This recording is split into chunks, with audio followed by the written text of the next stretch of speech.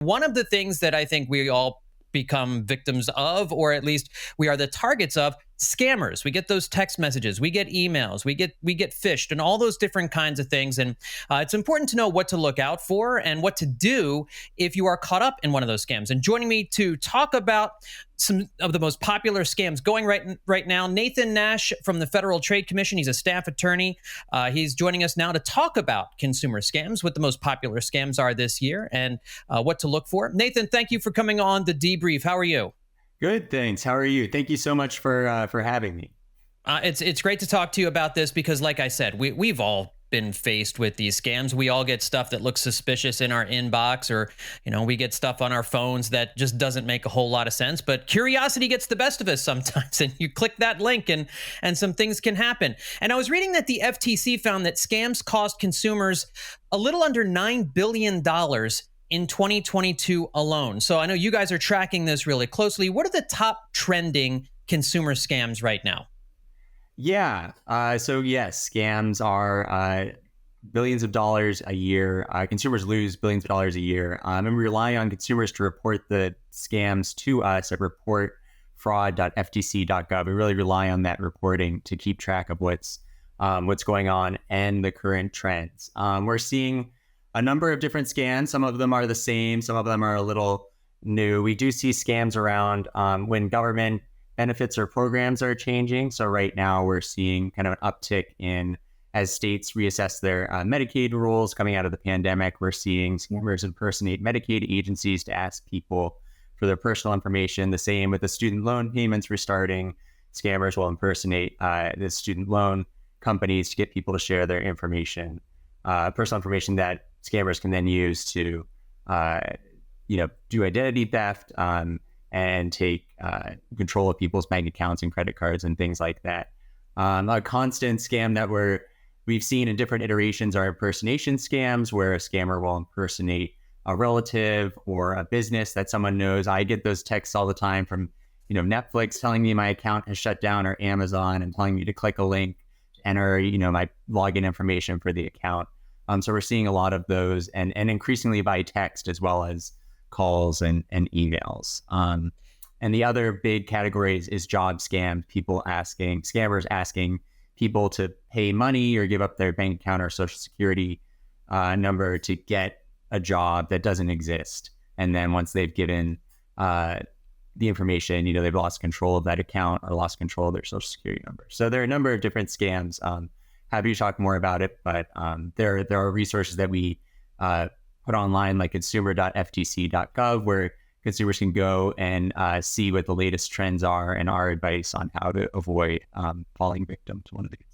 I think one of the things you first touched on there is interesting, and I never thought about it this way, but we do oftentimes find major shifts in policy in Washington, D.C. And as you mentioned, as the government is rolling back some of these pandemic era assistance programs, and you mentioned Medicaid and student loans, scammers will oftentimes be very well read, and they will know that people are going to have questions about these kinds of things, and they're looking for answers. And sometimes a person might see something come in their inbox or see a text that says, have a question about your Medicaid benefits, click this link. It can be very tempting for someone who has these questions, who maybe doesn't know how to go about getting the answers. If something comes in their inbox, they can say, oh, this is great. They're actually reaching out to me. But I imagine that typically that's not the way these agencies will work, is it? No, that's right. Often there isn't a call that comes out and asks people to input, their personal information out of the blue, or even we see sometimes these scammers will ask for, an upfront payment for someone to enroll them into Medicaid or see what student loan repayment programs they're eligible for. We also see kind of cyclical with the open enrollment period for health insurance. In the fall, we also see scams. I know we're coming up on the fall already. So we might see that, but no. And we'd encourage people, if they do get these calls or contacts out of the blue, either asking them for information or threatening to, terminate, drop them unless they do X, Y, or Z, to reach out to, if it's Medicaid, to reach out to the state Medicaid agency. If it's a student loan program, look up online to see your student loan servicer and contact them directly, rather than relying on whoever is contacting you out of the blue to, be relaying truthful information and to treat your personal information with the trust that it deserves. Well, one of the things that you guys are also keeping an eye on, and I think you mentioned it a second ago, impersonator scams. How can someone spot an impersonator scam, and what do they look like? Yeah, I think with a lot of these scams, impersonator scams included, there's again, it comes out of the blue often, so it's completely unexpected. Another way to spot it is, sometimes there's grammar or issues, or names are spelled incorrectly, things like that. Another red flag is the urgency. Usually it's like act today. You're gonna, your account will be shut off today, or your utilities will be shut off today, or something like that. And so we think the best way to avoid that, if there's any doubt, any of those red flags are tripped, to reach out to the business directly. If Netflix, someone claiming to be Netflix sends you a text saying your account's about to be shut down, and you think it might be, and you have questions about its legitimacy, to go and log into your Netflix account, not using the link that they sent you, but going to Netflix separately, and making sure there's no issue, or, calling Netflix yourself. But yeah, the red flags are kind of the sense of urgency. It comes out of the blue from a number, that doesn't line up with what, the number you usually know Netflix by, or that company by. And then the false sense of urgency, or kind of catastrophic consequences if you don't act immediately. And the other kind of red flag might be if they ask for payment by cryptocurrency or gift cards, or some way, other than just kind of a straight, the way you normally pay through a credit card or cash or debit card or something like that. I want to run one by you that I've been getting a lot lately, and it's not a scam where somebody's telling me that I need to act now, or that they're openly asking me for money. I get them as text messages, and I get them as emails. They'll tell me and it's thanking me for a payment that they say I've made. And there'll generally be a link to what looks to be an invoice or an attachment or something, but it'll be for something that I haven't paid. I didn't make a PayPal payment to some company or some business, or to some streaming service or whatever. And so the temptation there is to click on it and say, well, what is that all about? But of course, you would want to go and look at the action, look at your bank account, look at your PayPal, and you can see in a trusted source exactly whether or not you actually have paid that money. But again, it can worry people if they see something that says your payment of $600 has been processed, your invoice is below. People are going to click on that. What kind of a scam is that? Yeah, I'm not totally familiar with that scam, but I guess the general principles kind of apply. And I think what you said is exactly right, to go and look at your payment history, to go and look at something you trust, like a bank account or a credit card statement, to make sure that payment hasn't been made. And if it's a company, to go ahead and contact the company directly about it, rather than downloading the attachment or something like that. I'm not exactly sure what that scam would be. Sometimes we do see kind of phishing scams where if you click an attachment, you can download something that could harm whatever device you're on. So I would just be cautious about clicking attachments like that, even though they are by design, they're meant to be very tempting. You want to see the invoice that someone's claiming you paid. But if you don't recognize it, probably the best solution is to try not to click on it, to go and check one of these other sources.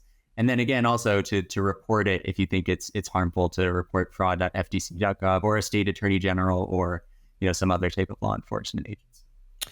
What should someone do if they have fallen victim to a scam and they have paid a scammer? Yeah, I think there are several things. First, again, reporting is a great thing, both because it helps us as law enforcement keep track of the trends and what scams are active when. Also because, it can help us push out information to consumers to help someone else from falling victim. But I think most immediately for the consumer who's affected, if you give them personal information to place, a credit alert or some type of alert on your credit profile, to make sure if someone's using your information in ways that you haven't authorized. If it was money that was sent, I would encourage you to contact, if it's by bank transfer, to contact the bank, credit card transfer, to contact the credit card company. And often if you do that promptly, the charges can hopefully be reversed. And there are other things. If it's a gift card transfer, maybe contacting the company that gave the gift card, and maybe there's a way to salvage the money on there. Again, cryptocurrency and wire transfers are harder, but acting promptly is probably the best solution that we can give. And if it's in malware, something where you think you open something that might download something harmful onto your device, to look at virus detection, or to take it into someone who can repair it, or check that out.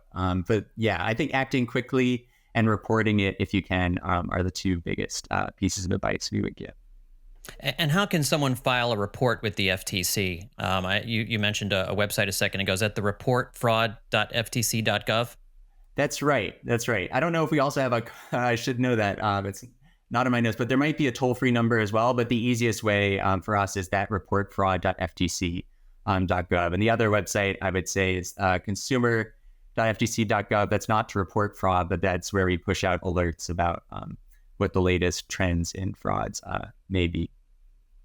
And you all have can provide access to people for these consumer education resources so that people can get smarter. I know for those of us who work for different companies, we go through these yearly exercises about how to detect phishing scams and impersonator scams and all those kinds of things. But for folks who don't have a job where they're required to do that, I imagine, is that some place where they can go to kind of see what the warning signs are and what to avoid?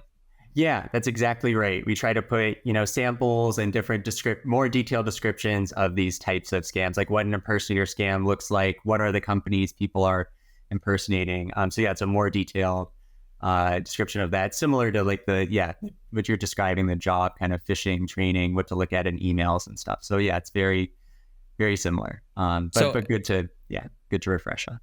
I was just going to say, so for folks who want to get that education, want to get that learning, again, go to consumer.ftc.gov. Listen, Nathan, I really appreciate your time on this, and I'm thankful for the work that the FTC is doing to try and help protect people and keep people educated about scams, because in this digital age of ours, it's not stopping anytime soon. Nathan Nash with the Federal Trade Commission, thank you so much for your time. I really appreciate it. Thank you, John. Really appreciate the opportunity.